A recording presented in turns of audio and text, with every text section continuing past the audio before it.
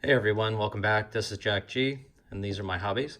In this episode, I'm going to be talking about how, after all these years, I've realized that I no longer need an axe. I mean, I grew up with an axe, an axe in a tent, and um, sleeping outside up in the mountains and using an axe to make firewood all the time. And then I kind of realized over the years that I really only needed a large knife and a little handsaw. And with a handsaw, you can cut so much. So this is kind of how I went from an axe to a handsaw. So I'm grabbing a couple things out of my go bags. I actually have a few of them, kind of, each one depending on how much weight I want to carry, etc. Which I'll get into those in some later videos.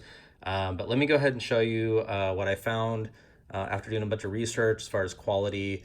It's only like $30. It's super lightweight, which you're going to see going forward in some of my videos coming up around like go bags and survival outfitting, etc.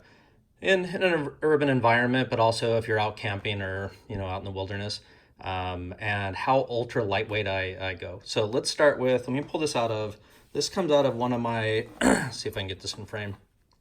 This comes out of one of my heavier bags that I would not carry or just grab and go. It's like a secondary bag, kind of complements my other ones. This is a Shimagi. Just to give you an idea of like how lightweight, ultra lightweight, I mean ultra lightweight I go.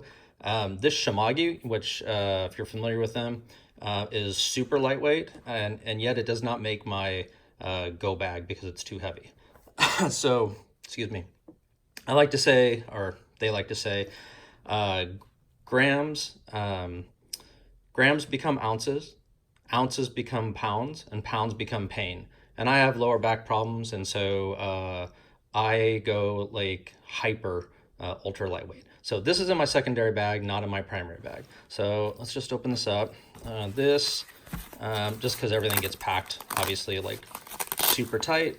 So this has the saw we're going to be talking about. Give you a shot of that.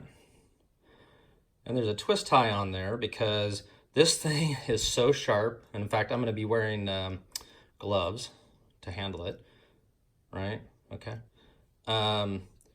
Relatively small. Here's my hands. I have medium-sized hands, as you know. So about yay big. Big enough, really lightweight. I'll leave the specs in the description, the comments, as I usually do, where I bought this on Amazon, 30 bucks, great reviews. I'll go over this. By the way, this is a titanium you can put on top to like cook things on, super lightweight. I'll talk about that when we talk about my go bags. So let's move this out of the way here, okay? And I'm gonna pull this out of my go bag that I would grab and go that weighs less than 5 pounds. I'll do a review on that. These are no cut, no cry gloves. You can prep food with them, especially if you're like nervous about cutting things. Sorry, I use this everything to like pack lightly. This is a solar for charging out in the wilderness, but we don't need that. So I'm gonna put these on, and I'm gonna get out. Let's see, this EDC I'm carrying, you might have seen from my last video, is the Super Freak, which would be perfect to cut open this cord. So let me put on these gloves and I'll show you the saw and we'll talk a little bit about it. So swinging an axe is kind of a back-breaking effort, and turns out with batoning and so on that you don't really need one. And in fact, with the saw, wow, this M4 just cut right through that like butter. I'm gonna love this knife. So it turns out that you don't really need a big axe or a big hatchet and stuff, and it's just the weight is just prohibitive, I think, and you can cut so much more with this so quickly.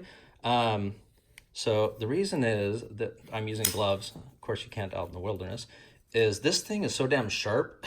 It's crazy sharp. And to give you an idea of the dimensions, see, look at that, wow. Oh my God. Just as far as I can reach, right? So, and then the handle, I love it because it's designed, it's perfect in hand, has just the right arc. A lot of them don't. I like there's a little catch here. I'll probably put a lanyard on here, for my wrist so it doesn't slide off, but you can you know, get a good handle. You can do some more fine work with it. The arc is perfect. The other thing that I really looked for in a saw is that it locks out.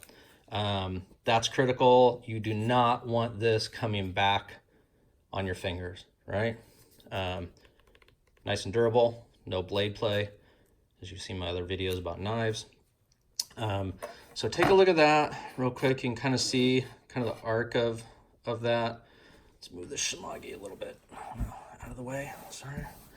And you can kind of get a sense for that.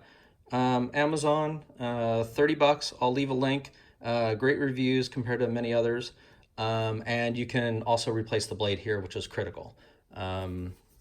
That's a big deal for me without having to have special equipment, and when you're out in the field to be able to replace it, because you're probably not going to spend much time trying to sharpen those sawtooths. You could, but this is, you know, something you wouldn't want to spend too much time and effort on, but it'll last. So anyway, this is the Super Accel 21 or 119-21. It's a professional series folding landscape handsaw with large teeth. And large teeth is the other critical thing you want. See if you can see those. Yeah, look at that little diamond. This thing is just super sharp. Glad I put these gloves on. Anyway, just a quick video. And this goes in my secondary go bag. Believe it or not, it's not even in my primary go bag, because I only need this if I'm really going to be out there for a really long period of time. All right.